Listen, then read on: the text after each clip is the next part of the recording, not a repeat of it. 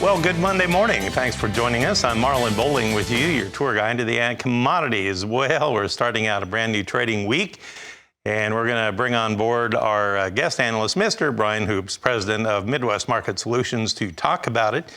And Brian, I have some new information that just came out mere moments ago from USDA. It's some overnight, or as we call it, flash export sales business. Let's take a look at what we had this time. Was it soybeans? Was it corn? What was it? Well, this time around, it happened to be a sale of corn, and it happened to be a sale of 200,000 tons of corn to Mexico. Now, what they did was they split it in half. They'll take 100,000 tons for the current marketing year, and they'll take the balance of it for the next marketing year.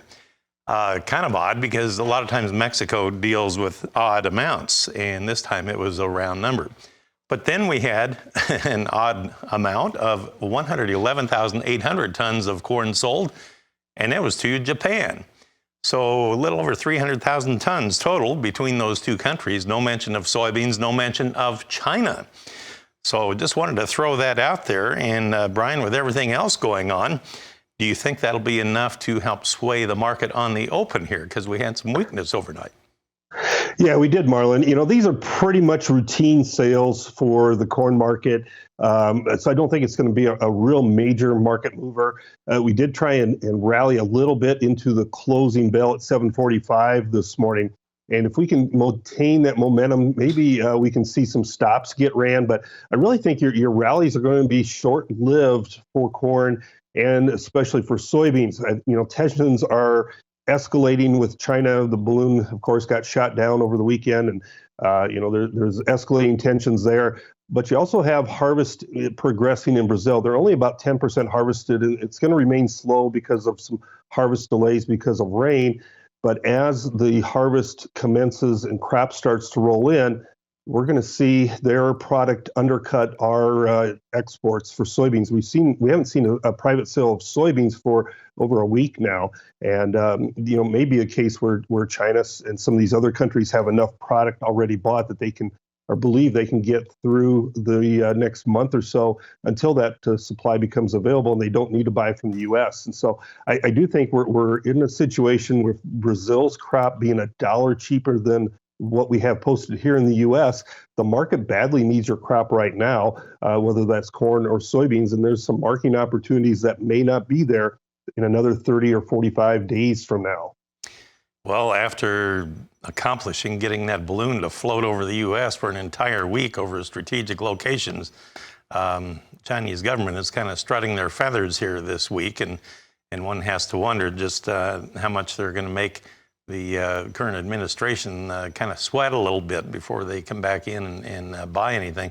Let's take a look at the overnight trade. We'll go ahead and go take a look at our corn market, and our quotes are provided by bar chart here. Let's go to the board, and on the March corn, we are 1/4 cent lower overnight at 6.77 1/4. Again, I'll remind you, this is before these new overnight export sales came out. March at 6.77 1/4, while December is at 5.97 even. That would be up a penny on the day. All right, let's look at where soybeans finished up.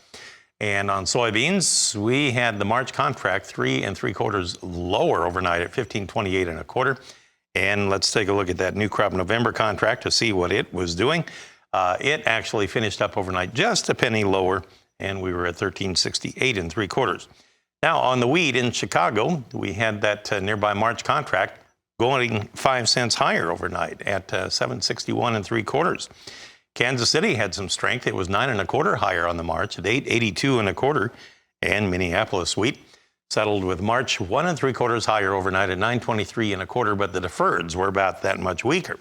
Well, we'll come back and we'll talk more with Brian Hoops, and we'll determine what to do with the livestock trade and some of the outside markets too. We'll talk about it when we come back. Well, let's go back to Brian Hoops and talk about this livestock trade here for this week.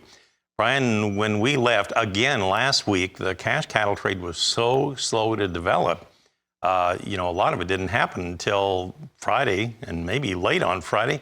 And I just wondered what actually did develop. Was there anything that sold late last week? Because everybody was kind of on pins and needles there. Yeah, it's the second week in a row, Marlon, that there was trade after the futures market closed on Friday. And so there was some trade. It was pretty moderate. In the South, we saw 158 for the most part. That's going to be $2 higher than a week ago. There was some reports, 159, 160, but those are real scattered and very small amount of heads traded at those levels in Texas and Kansas. In the North, we traded about $2 higher as well. So you have to call the cash markets last week fully $2 better than the previous week. This week's show list numbers still being assessed, but we're probably going to be small once again, a smaller number. But you counteract that with probably a disappointing kill pace that we saw last week. We were hoping we'd be near the previous week's head slaughter total of around 659,000. We came in at 641,000. That's going to be a little bit of a disappointment. And Packers do that as kind of a way to reclaim some of the lost margins. They're down to about $14 a head. So they are getting their margins squeezed a little bit. So until those boxes start to improve, margins come back, maybe the slaughter pace slows down so they don't need quite as many cattle. That could limit some of the aggressiveness of the cash markets this week.